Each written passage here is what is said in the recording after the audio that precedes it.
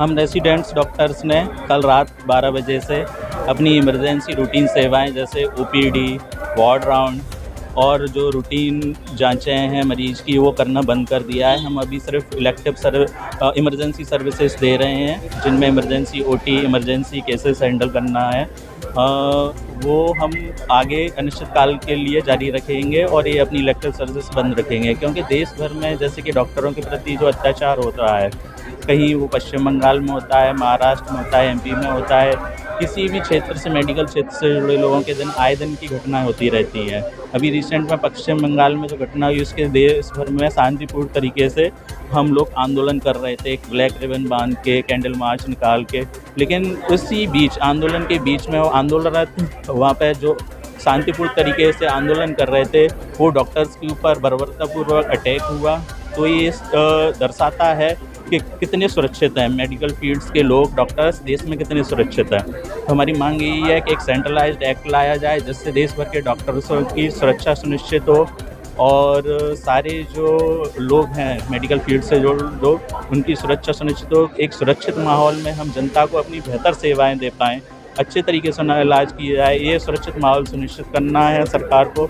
और जो पीड़ित है उसको उचित न्याय मिले, जो दोषी हैं सारे कार्रवाई कर जल्दी से जांच पूरी कर, जो दोषी हैं उनको कड़ी से कड़ी सज़ा दी जाए और देश भर के डॉक्टर्स और मेडिकल क्षेत्र से जुड़े लोगों के लिए एक सुरक्षित माहौल 24 आवर ड्यूटी के लिए प्रदान किया जाए। अस्पताल की ज़रूरत क्यों पड़ रही है, ये सोचने की ज़रूरत है। क्यों हम अपना काम छोड़ के खुद परेशान हो रहे हैं या मरीज़ परेशान हो रहे हैं। हम किसी को परेशान नहीं करना चाह रहे, हमारा उद्देश्य मरीजों को या किसी पर्टिकुलर लोगों को परेशान करने का नहीं है।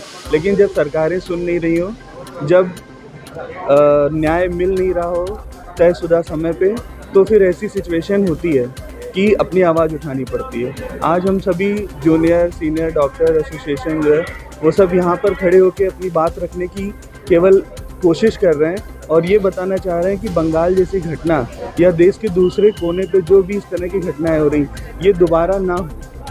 हम सभी इस सब चीज़ों से बहुत आहत हैं। सभी लोग, सबके घर में इस तरह की किसी भी तरह की घटना होती है, वो महिलाओं के साथ हो या पुरुष के साथ हो या किसी के भी साथ हो रही हो, ये कहीं भी सहनीय नहीं है ना।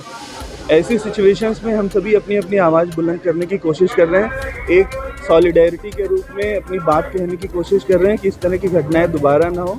और दूसरी चीज़, ऐसी समस्याएं ऐसा नहीं है कि बंगाल में ही होती हैं या वहीं पर ऐसी पहली बार देखने में आई, ऐसी समस्याएं देश के दूसरे कोने में भी हो रही हैं लगातार, जो बहुत बार लाइमलाइट होती है, बहुत बार नहीं हो पाती है।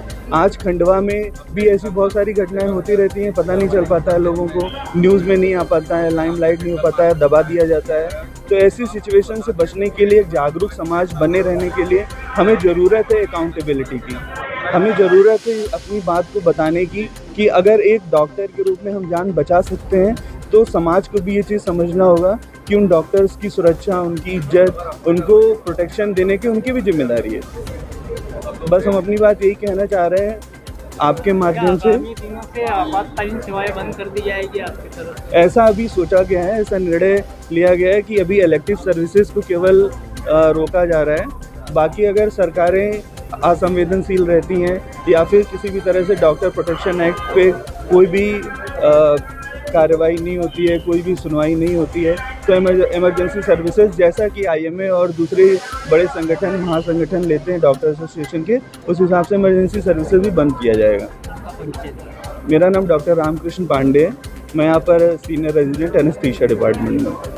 मरियम खान है। आज हम सभी डॉक्टर्स यहाँ पे इकट्ठा हुए हैं उसके अगेंस्ट, जो वहाँ पश्चिम बंगाल में जो घटना हुई थी उसके खिलाफ, उस लड़की के खिलाफ जो हुआ उसके सपोर्ट में बैठे हुए डॉक्टर्स के साथ जो घटना हुई वो और भी ज़्यादा निंदनीय थी कि जो उनके साथ हुआ। जिस तरह से ये और ज़्यादा एक घटना को और बढ़ा चढ़ा के और भी ज़्यादा जिस तरह से और वो करा जा रहा है कि और लोगों के अंदर और मानसिकता आ रही है, धमकियाँ मिलनी शुरू हो गई हैं बच्चों को कि आप अगर ऐसा करेंगे तो हम ऐसा कुछ वहाँ वाला कर देंगे, जैसा वहाँ हुआ पश्चिम बंगाल में हम वैसा कुछ यहाँ कर देंगे। तो उसकी वजह से और भी ज़्यादा डर हो गया। हम अभी भी अपनी ड्यूटी देने के लिए हैं, हम इमरजेंसी ड्यूटीज़ आज भी दे रहे हैं, रात बेरात कॉल आती है, लेकिन अभी भी और भी ज़्यादा थ्रेट मिलने लग गए हैं हम लोगों को। तो हम चाहते हैं कि इसके जल्द से जल्द एक्ट आए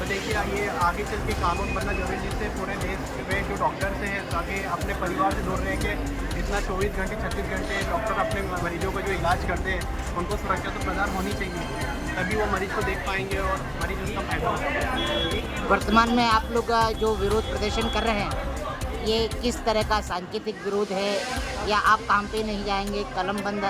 देखिए आज तो हम लोगों ने ओपीडी और वार्ड जो राउंड है ये सिर्फ हमने बंद किए हैं, इमरजेंसी ड्यूटी आज तक तो चल रहा है। बाकी अगर कल तक इसका कुछ विश्लेषण नहीं होता है, अगर इस पर कुछ ध्यान नहीं दिया जाता है तो कल से हम लोग इमरजेंसी ड्यूटी से कैजुअलिटी आकस्मिक विभाग की ड्यूटी है वो भी हम बंद कर देंगे। आपका शुभ नाम और पदनाम? डॉक्टर संदीप परिया।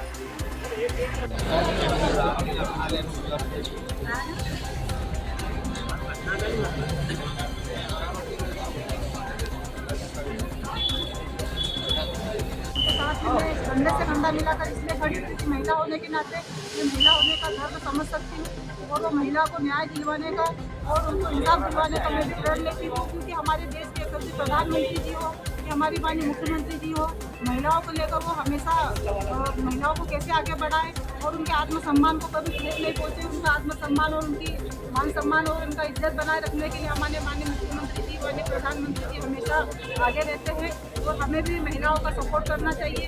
यहाँ पर हमारी माता शक्ति भी हमारे सभी डॉक्टर हैं, उनके लिए ये जो उन्होंने यहाँ पर धरना दिया है मैं उनके साथ बैठी हूँ और उनको इंसाफ दिलाऊंगी। डॉक्टरों की तरफ से डॉक्टरों की सुरक्षा के लिए कानून की मांग की जा रही है, इस बारे में क्या करेंगे? उनके साथ में खड़ी हूँ क्योंकि जो कानून है हमारे डॉक्टरों के इंसाफ के लिए जो हमारे माननीय प्रधानमंत्री जी से माननीय मुख्यमंत्री जी से बात की है।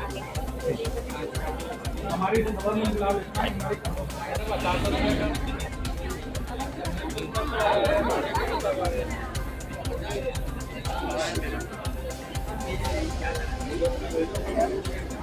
परमिट में चालू करना होगा।